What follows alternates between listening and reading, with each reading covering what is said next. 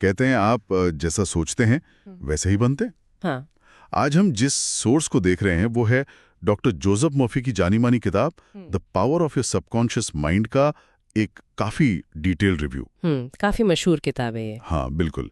तो आज कोशिश यही रहेगी कि इस रिव्यू के जरिए समझें कि ये अवचेतन मन यानी सबकॉन्शियस माइंड, इसकी शक्ति क्या है, इसके मुख्य विचार क्या है। ठीक है, चलिए शुरू करते हैं फिर। हाँ। अच्छा, तो ये रिव्यू अवचेतन मन को कैसे समझाता है, क्या कहता है इसके बारे में? देखिए, रिव्यू के हिसाब से ये हमारे सोचने की प्रक्रिया का वो हिस्सा है जो हमेशा एक्टिव रहता है, पर्दे के पीछे, बैकग्राउंड में। हाँ, बैकग्राउंड में। हमारी आदतें, हमारी यादें, गहरे विश्वास, भावनाएं भी, सब कुछ इसी में स्टोर होता है, जमा होता है। ओके। और दिलचस्प बात यह है, रिव्यू कहता है कि यही हिस्सा हमारी जिंदगी को दिशा देता है। अनजाने में ये जरूरी है, हाँ। पर सबसे अहम बात रिव्यू के मुताबिक ये है कि इसे बदला जा सकता है, मतलब रीप्रोग्राम किया जा सकता है। रीप्रोग्राम कैसे? सकारात्मक सोच और पक्के यकीन से, जैसे किसी कंप्यूटर सॉफ्टवेयर को अपडेट करते हैं, कुछ वैसा। अच्छा, तो ये सकारात्मक सोच वाली बात रिव्यू इस पे काफी जोर देता है ना? बहुत ज्यादा। रिव्यू का सार है कि जो विचार हम अपने अवचेतन मन में गहराई से डालते हैं, वो हकीकत बनने लगते हैं। तो नेगेटिव सोचने से बचना चाहिए, ये बिल्कुल। कहता है। और पॉजिटिव एफर्मेशन का इस्तेमाल। बिल्कुल। पॉजिटिव एफर्मेशंस यानी सकारात्मक वाक्य, छोटे पावरफुल पॉजिटिव स्टेटमेंट्स, जैसे मैं सफल हूं या मैं स्वस्थ हो रहा हूं।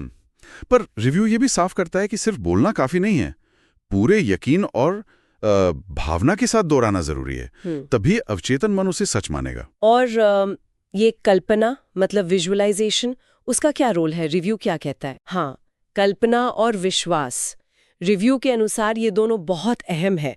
जब हम किसी चीज के बिल्कुल साफ तस्वीर मन में बनाते हैं, हाँ, और पूरी तरह यकीन कर लेते हैं कि ये सच है या होकर रहेगा, तो अवचेतन मन उसे एक तरह का कमांड समझता है, एक आदेश की तरह। हाँ बिल्कुल। और फिर वो रास्ते और मौके तलाशने लगता है उसे हकीकत बनाने के लिए। बड़ी इंटरेस्टिंग बात है। ये तो मन की शक्ति हुई।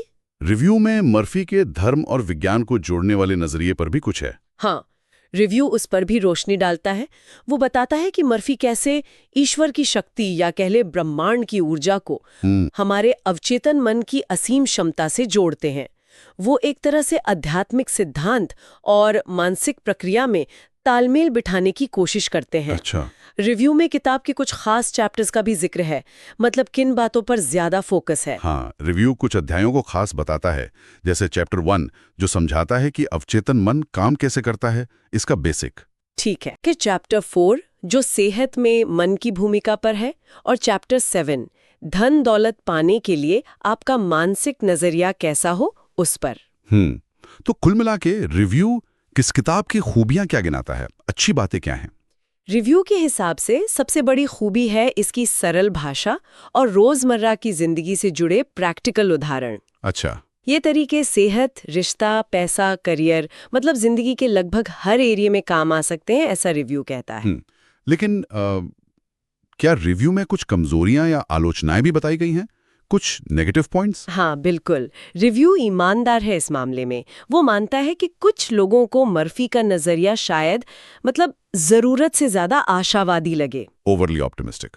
हाँ, जैसे जिंदगी की असली मुश्किलों को थोड़ा कम करके आंका गया हो, और कुछ तर्क थोड़े ज्यादा आध्यात्मिक लगते हैं, जिनका शायद ठोस वैज्ञानिक आधार न हो। शायद, हाँ। और एक बात और रिव्यू नोट करता है कि कुछ मुख्य विचार किताब में बार बार दोहराए गए हैं। रिपीटिशन है।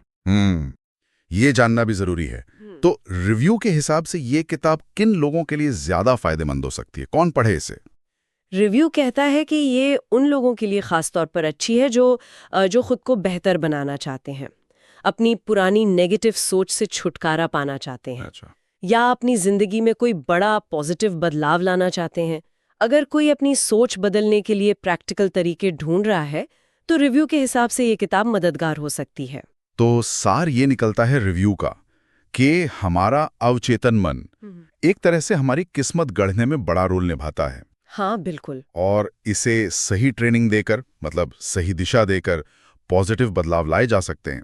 ये सिर्फ एक किताब नहीं बल्कि सोचने का एक पूरा तरीका है, जो रिव्यू भी इशारा करता है अगर अवचेतन मन को प्रोग्राम किया जा सकता है हाँ, तो अपने गहरे बैठे विश्वासों और सोचने के पैटर्न को समझने के लिए, उनके प्रति जागरूक होने के लिए पहला कदम क्या हो सकता है, इस पर सोचना शायद काम का हो।